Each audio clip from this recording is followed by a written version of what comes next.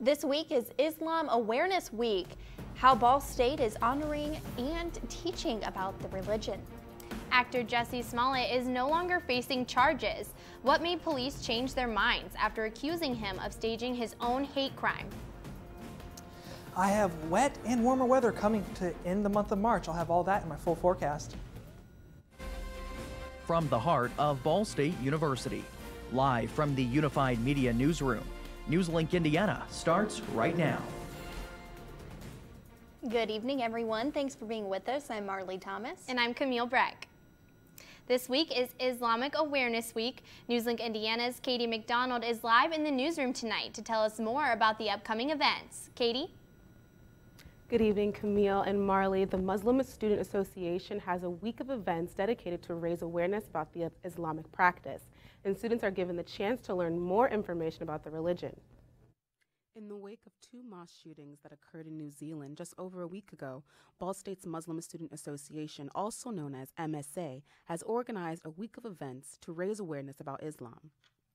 The Muslim Student Association's week of events come at a crucial time in the light of multiple attacks occurring at mosques around the world.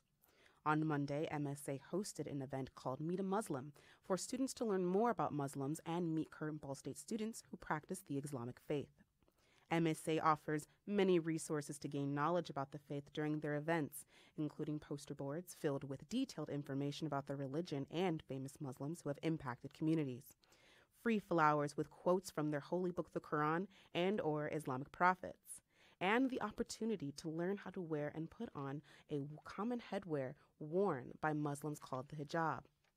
MSA wants students and residents to realize that there is an active Muslim community. President of MSA, Mendem Akidi, says the week of events are for Muncie residents to confront Islamophobia. I think the biggest impact that this event can have is for people who are outside the Muslim community to become familiar with them and try to confront Islamophobia throughout the Muncie area. Camille and Marley, there are several events throughout the week, including a traditional interfaith dinner and a documentary about Muslims in Muncie. For more information about MSA's week of events, you can check out flyers posted all around campus or go to theballstatedaily.com. In Muncie, NewsLink Indiana, Katie McDonald. Thank you, Katie. Now, we may have only gotten in the high 40s today, but the sun was shining down on Frog Baby and the rest of campus. And students were out and about enjoying the sunshine. Some students even wore shorts today and set up hammocks.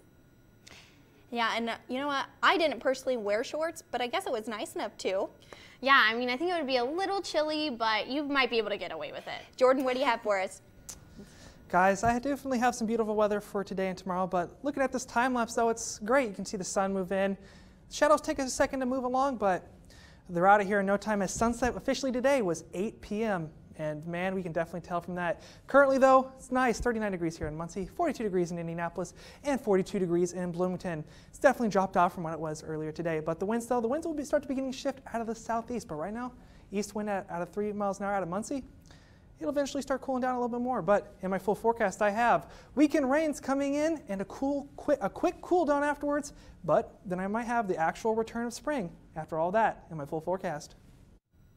Thanks, Jordan. The herd of elephants at the Indianapolis Zoo aren't the only ones grieving today. The zoo said goodbye to another one of their animals. The 8-year-old African elephant, Kalina, passed away. She is the second elephant to die at the zoo in the last 8 days. The zoo said the Kalina was treated for a similar virus to the first elephant that died. The president of the zoo said because elephants are social animals, they are showing signs of grief due to the loss. The Indiana House approved a new hate crime legislation today. The legislation does not specifically list gender identity, age, or gender in its protections. This comes one day after the chamber also unexpectedly adopted language on hate crime in an unrelated bill. The bill will now go to the Senate. The Senate must agree on the bill or send it to a joint committee to resolve any differences. And a Hamilton County magistrate, Will Greenaway, has been accused of buying meth from a state police informant in Noblesville. Last Wednesday, Greenaway was pulled over in his SUV and is accused of biting a police officer after he tried to swallow the bag of meth. Greenaway has been suspended for an unspecified period of time by the Indiana Supreme Court. Magistrates have the same duties in Indiana as judges, but are not elected and work alongside with them. An Indianapolis high school is closed today for the second time in 8 days. This comes after someone posted threats toward staff members at Bishop Chartered High School on social media. The suspect was arrested today and was the same person involved in last week's threat. School spokesperson Kelly Lucas says the post did not come from a current student at Charter Bishop. Classes will resume as normal tomorrow morning. An Indianapolis man who dropped a loaded handgun in an IKEA store has been found not guilty. In June, 62-year-old Francis T. Wright had a loaded handgun in the pocket of his pants. The gun fell out while he was sitting on a couch. A 6-year-old boy found the gun and then fired it into the couch. According to reports, no one was injured and Wright did have a permit to carry the gun. Last week, Wright was found not guilty by a Hamilton County jury. And actor Jussie Smollett is now clear of all charges. In the latest twist, after he said he was attacked by 2 men and used racist and homophobic slurs in January. Chicago police originally accused him of staging a hate crime and filing a false police report. But Natasha Chen reports on the dramatic change of course in this case. This is a whitewash of justice. Chicago Mayor Rahm Emanuel erupted after Illinois prosecutors dropped all charges against Jussie Smollett and sealed the record in the case that has twisted and turned public opinion since January. I've been truthful and consistent on every single level since day one. I would not be my mother's son if I was capable of one drop of what I have been accused of. But the Chicago police superintendent is standing behind police findings. If you want to say you're innocent of a situation, then you take your day in court. Saying Smollett paid 2 brothers $3,500 to stage an attack against him on January 29th. The Ondero brothers said more than once that the $3,500 check they received was for exactly what Jussie said. It was for nutrition and training. They were his trainers. In February, prosecutors said Smollett directed the entire thing, telling the brothers exactly what to say and do, including using a racial slur and making a reference to Make America Great Again. At the time, investigators said Smollett staged the attack because he was dissatisfied with his salary on the show Empire. After Smollett's arrest led him to being cut from the final 2 episodes of the show, Smollett said he would like nothing more than to get back to work and move on. But make no mistakes, I will always continue to fight for the justice, equality, and betterment of marginalized people everywhere. I'm Natasha Chen reporting. In a statement, the state's attorney's office says it did not exonerate Jussie Smollett. The charges against Smollett were dropped in exchange for the actor to do community service and to forfeit his bond. The FAA is investigating an emergency landing of a Boeing 737 MAX 8 airplane this afternoon in Florida. Southwest Airlines says 2 pilots aboard the flight 8701 reported, quote, a performance issue with one of the engines shortly after takeoff.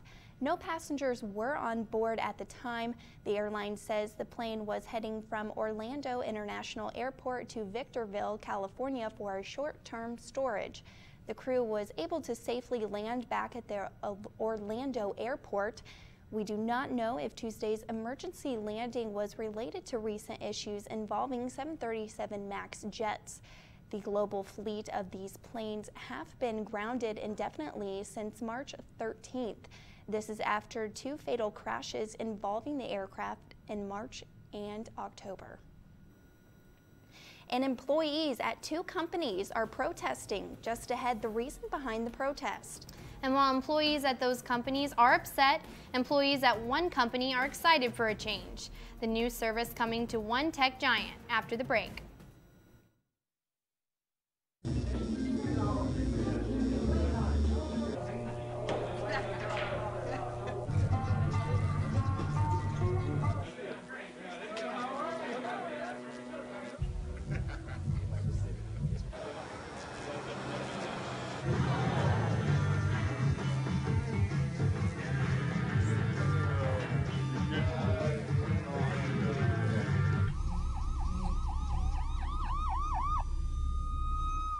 No more, he didn't mean it. No more, she seems fine to me. No more, not my problem. No more, she was drunk. No more, he was drunk. No more, she was asking for it. No more, he didn't mean it. No more, why didn't she tell anyone? No more, we don't talk about that. No more bystanding. No more ignorance. No more excuses. No more.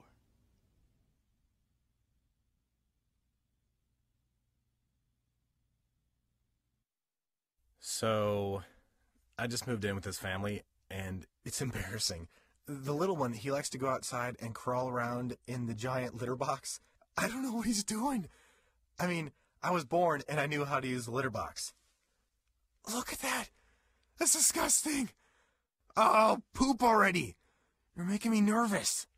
Oh, okay, I can't look at this anymore. I really hope he grows out of this, for his sake.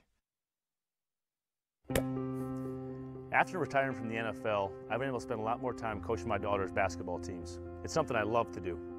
Through our games and our tournaments, we see all types of coaching, good and bad. And it begs the question, do we really know who's coaching our kids? Do they have the proper training and screening it would take for me to be comfortable with my daughters playing for that coach?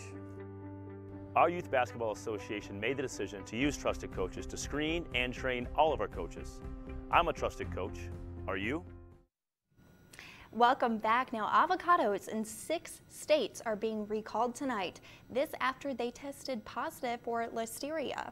And these avocados were sold in Arizona, California, Florida, New Hampshire, North Carolina, and Wisconsin. The Henry Avocado Corporation says no illnesses have been reported, but you should check for Bravocado stickers when purchasing.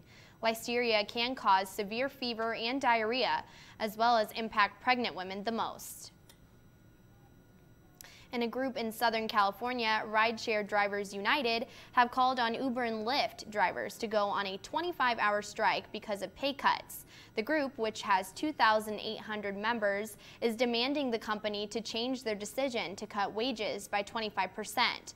Also guarantee drivers a minimum rate of $28 per hour. The customers should be able to save money. The Uber or Lyft company should be able to make money. And the drivers should be able to make money. Earlier this month, Uber cut drivers' pay from 80 cents to 60 cents per mile. In a statement announcing the protests, Rideshare Drivers United highlighted financial challenges members face, stating, "We put thousands of miles on our vehicles every month providing rides, and the companies aren't there when you need your tires replaced. We're not trying to do this for free, but that's what it's starting to feel like." And gamers have a new option for video games. That is, if you're an Apple fan. The tech giant announced a new gaming subscription service promising dozens of new games.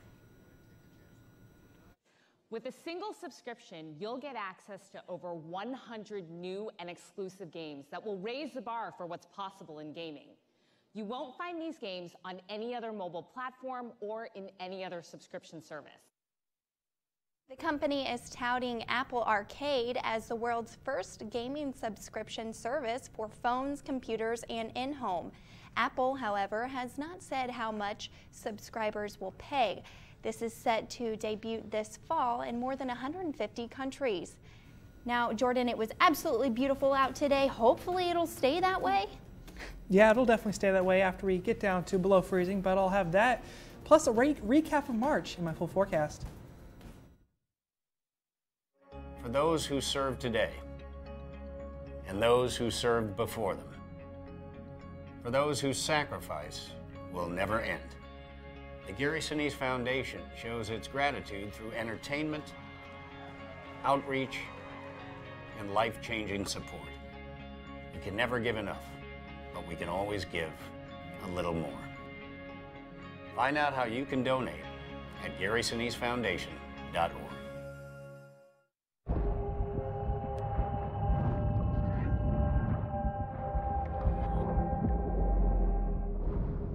Sometimes there's no do-over. Some things you can't rewind.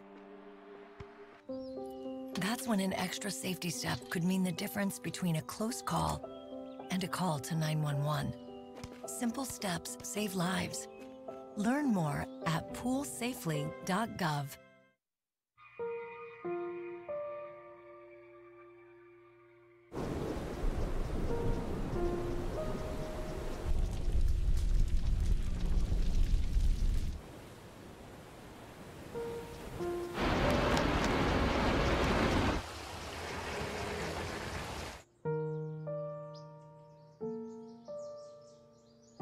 Don't wait. Communicate. Make your emergency plan today.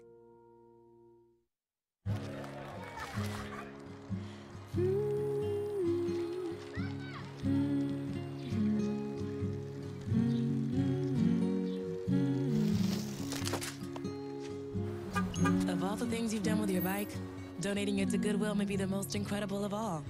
Your donations help fund job placement and training for people in your community, which means your stuff can be more powerful than you think. Goodwill. Donate stuff, create jobs. Welcome back. So this weekend, I have plans to go to the zoo, but I'm a little nervous because it's supposed to rain. Maybe pack a rain jacket? guess Umbrella? All of the above? What do you think, Jordan? I'll go with all of the above, but you know, it is looking to be nice and warm once we start this warm up. But live look right now at our, what is it? Live look at the bell tower. It's nice, it's clear outside, but right now, currently it is a nice 39 degrees. Winds are light out of the east at 3 miles an hour. Feeling like 39 degrees out there. But if you feel like you've been shocked a lot of times, that's because it's been quite dry out there. So once we start to get some moisture in the air, it'll definitely stop shocking you. Highs today, though, we saw highs bump up actually to 49 degrees here in Muncie, 49 degrees in Indianapolis, and 50 degrees in Bloomington. That was quite nice, but March overall, it's been a little bit colder than average. On average, we see the average high all throughout the month of March at about 49 degrees. Last year, we saw our average high at 46.5 degrees. So far, we've seen our average high about 45.9. Including my 7-day forecast, we'll only have our average high pump up to about 47.2 degrees, which will make it the second March in a row that we are below average. But getting out of March's way, here comes April. We see a nice average high of about 56 degrees, but we bump up to a nice high of average high of 67, which will be quite nice, especially for when we hit finals week at the last week of March. But we also gain another hour and 13 minutes of sunlight, making sunset around 8:45 on these late April evenings. There you go. The CCC has issued a temperature outlook. Most of it's looking below or above average for the first week of April, which is quite nice. We might see temperatures bump up into the upper 60s, but I'll save that for a little bit later. For today, we've seen nothing but clear skies. A couple of clouds out near Lake Michigan, but that's been about it. We'll start to see some of these clouds move in later in tomorrow, but that'll definitely be late tomorrow. It'll be mainly sunny for tomorrow, but we have another weather system moving in Wednesday night and into Thursday, 12 a.m. Thursday morning, we'll see some showers begin to move in. They won't get here till about 2 or 3 o'clock in the morning. And once they get past Muncie, they'll be gone. It won't be much rain at all, even if we see any. That's why I've given us a low chance of rain, about 30% for tomorrow evening into the overnight hours. But it's going to be cloudy throughout the most of the day on Thursday, that is. For tonight, though, expect clear conditions. Low of about 26. Winds out of the northeast at 4 to 8 miles an hour. That'll eventually shift to the southeast as we head into tomorrow. Tomorrow, though, another nice, beautiful day. We'll jump into the 50s, 56 degrees. We'll be above average this time. Winds out of the southeast at 7 to 11 miles an hour. If you're going to watch the Pacers game tomorrow, play the Oklahoma City Thunder for the second time this year. 5 p.m., you're leaving work, about 55 degrees. Winds will be out of the southwest still, or southeast at 7 to 10 miles an hour. For tip-off here, 8 p.m. sunset. It'll be nice, 47 degrees, wind still out of the southeast. And by the time you're headed home from the bars, or maybe want to go out and celebrate that Pacers W, it'll be nice. It'll be about 40 degrees. For your 7-day forecast, though, showers move in for the majority of the weekend, but they do move out. Our best chance of rain will most likely be on Saturday, but you see a quick cool down on Sunday, high of 42, back to below average before we start the month of March. But Tuesday's looking quite nice at a high of 58 degrees. So I don't know, April might be a great time for we actually see some spring for once in Muncie. So. Yeah, so Camille, it does sound like you probably should take your raincoat, maybe an umbrella too, I'd say. Oh yeah, definitely. Thank you so much, Jordan. Now let's move over here to Blake with sports. Blake, what's going on? Well, coming up in sports, we'll have the latest on spring football, men's volleyball, and we'll hear why the Colts are coming to Muncie. Stay tuned. Isn't this perfect? It was my pleasure. May I? Adam, I can't thank you enough for saving me from that sweepstakes scam. I could have lost everything. It was a classic cat and mouse game. Remember, you never have to pay to play. You're my hero. Huh. After all these years. What's the matter, Adam? Cat got your tongue? Sure, I look cute now, but when my owner lost his job, it was rough. I was living on the street, and one night, me and this Cocker Spaniel got into it so bad, I wound up looking like an ice cream cone. I cried a little bit, but thankfully I got rescued, so I'm running, I'm jumping, all back to my old self, and I'm ready to give unconditional love, even if you put a lampshade on my head.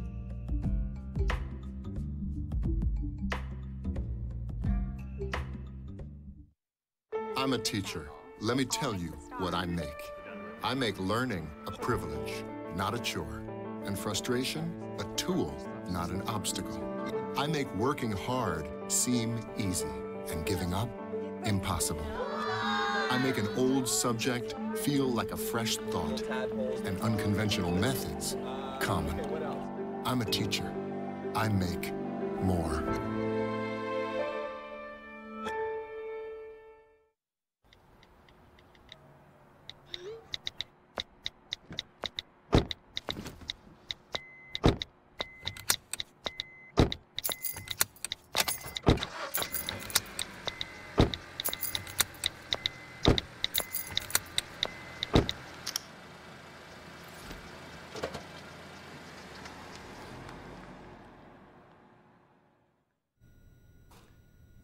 Welcome back to NewsLink Indiana. I'm Blake Dahlier with sports. Ball State football is a third of the way through their season practices, and position battles are heating up. The Cardinals are looking to replace four-year starter Riley Neal, who transferred to Vanderbilt after last season.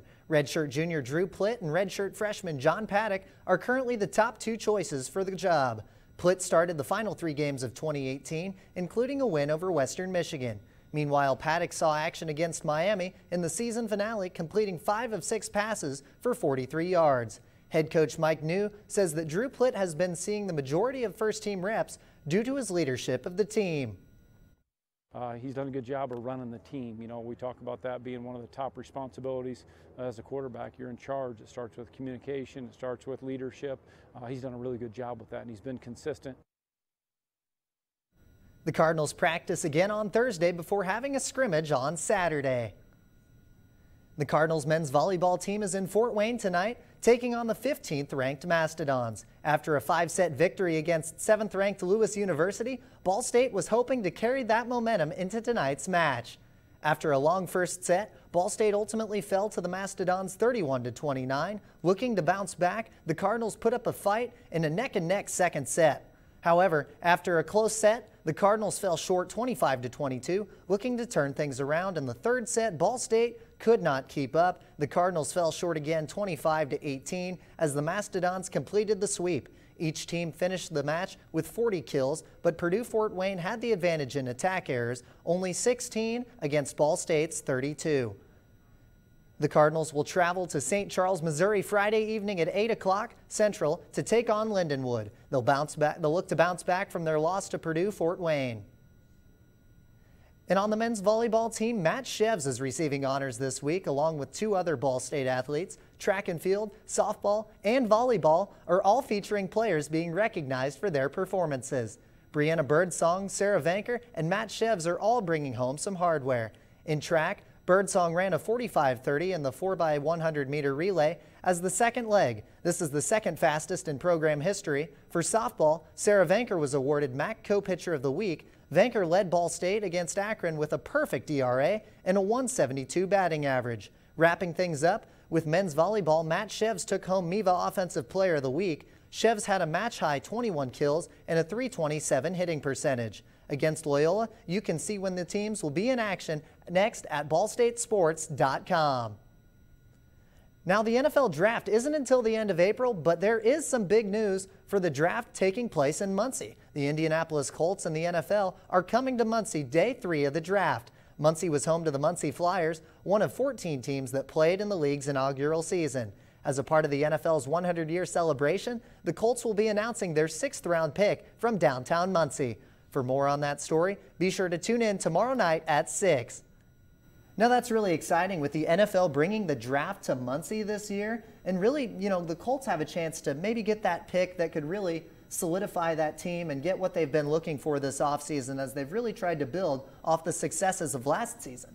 Yeah, I think that's so cool that they're actually going to come here in Muncie and be able to do that. Right, and the fact that they had a professional team here in Muncie years ago. Yeah. Right, and they're making a big announcement too, so that'll be awesome to see what really comes of it too. Absolutely. Alrighty, and find out which star recently got her spot on the Walk of Fame. And Michelle Obama is reaching new milestones. This time, not the White House, but in her new book. Hey, did you know 2.4 million loving cats and dogs in shelters and rescues need our help to find a home? Let's go to theshelterpetproject.org and meet if you are in a shelter near you. Harlow, oh, she's one great listener and loves to hear all your stories. My kind of cat. Cerulo is a sweet, goofy boy who's eager to please. Sounds just like another dog I know. So go to theshelterpetproject.org, search your local shelters and rescues, and go for a cuddle with your next best friend. Adopt. Problems. The ones nobody talks about at cocktail parties. We go looking for them. No matter the obstacles, no matter the odds, we surround a community's most critical problems, and we fight. United Way fights for the health, education, and financial stability of every person in every community. Will you? It doesn't take a scientist to cure hunger or a fancy economist to create safe housing. It takes imagination, creativity, sweat equity. And I think of kids going to school hungry. Hunger, homelessness. In this land of plenty, seriously? Come on, we could fix this. Help out, or don't. The choice is yours. Here's your sandwich, miss. Oh, thank you. And your burger. Awesome, thank you. And your bowl of boiling water, sir.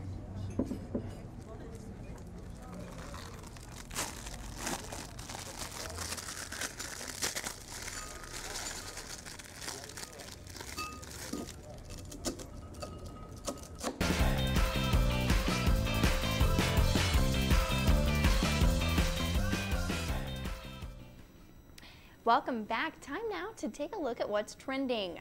Joining us now is NewsLink Indiana's Annie Keister. What do you have for us? Hi guys. Well, a Walk to Remember star Mandy Moore received her spot on the Walk of Fame Monday, the ceremony reuniting her with her past co-star Shane West. Now it's been 17 years since the film was released, but the two still shared a sweet moment for a Walk to Remember fans as West gave a speech honoring Moore saying, quote, "Mandy, you're an absolute gem," as well as surprising her with a photo of the two of them wrapping up on set back in 2002. Moore later responded with an Instagram post saying, quote, "Stars have always sort of been our thing. Thankful to @the Shane West for his kind words on this very special day. It was a walk of fame to remember." And former First Lady Michelle Obama released her memoir back in November, and it's already on a fast track to becoming the best-selling memoir of all time. Becoming features personal stories of her experience with her past and how she's found her voice, as well as her experience in the White House. The story has now hit over 10 million copies and doesn't look to be slowing down anytime soon. This is no surprise as the book sold 725,000 copies on its day of release alone. Sort of a rush of kind of the last 10 years, so I went on a kind of a crying thank you tour. I called my brother. I was like, "I love you. You're such a great big brother." I called my staff. I was like, "You guys have been terrific." I went up and talked to Barack. He's like,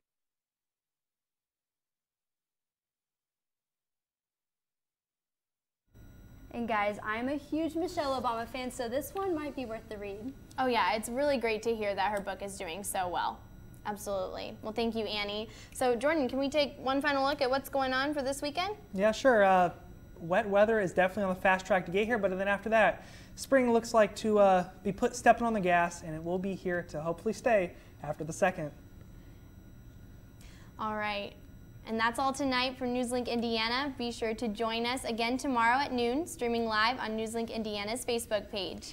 And for news anytime, anywhere, go to ballstatedaily.com. Have a great night.